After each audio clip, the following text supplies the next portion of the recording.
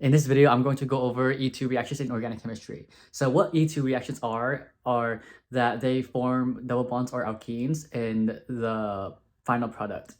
Where in the reactant, we need to have a good leaving group. We need to have a hydrogen that is anti-paraplanar to the leaving group. And for the reactant, we need a strong base, a strong nucleophile. So we see we have two practice problems here. Let's first look at the first one. In this first practice problem here, we have a good leaving group, which is bromine.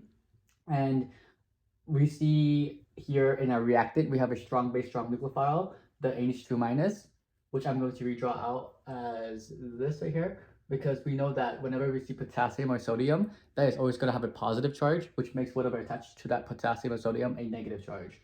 So now we have to look for the hydrogen that is anti-paraplanar or on the opposite side as this bromine here. We see that this bromine is a wedge, which means that we have to look for a dashed hydrogen.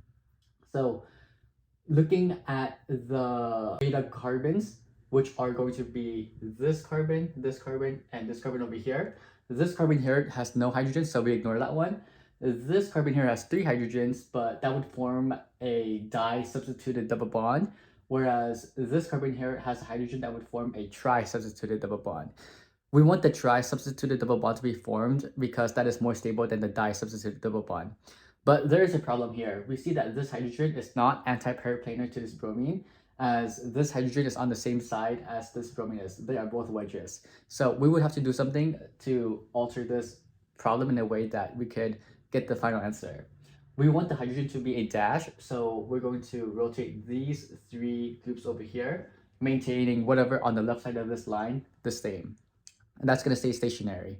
So I'm going to move this hydrogen to the right or counterclockwise, and that means that this dash ethyl group is going to move counterclockwise as well, and then this isopropyl is going to move to here as well. Redrawing everything, we are going to get this here. So after redrawing everything, we have the rotated groups now, where this hydrogen is now anti-paraplanar to this good leaving group, bromine, since they are opposite directions from each other.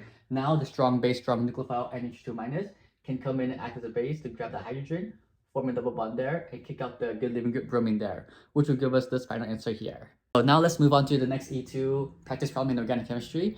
We see that in our reactant, we have a good leaving group bromine, and in our reagent, we have a strong base, a strong nucleophile OCH3 minus. So in this case, let's look at our beta carbons, which are going to be these carbons over here, and draw out the hydrogens. So this beta carbon here has a wedged hydrogen. This beta carbon here also has a wedged hydrogen.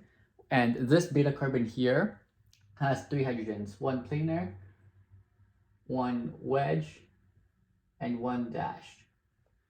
So since this reactant is in a ring, we cannot do free rotation like we did in the previous problem, which means that we cannot grab this hydrogen or this hydrogen because these hydrogens are not anti-paraplanar to this bromine here since they're on the same side.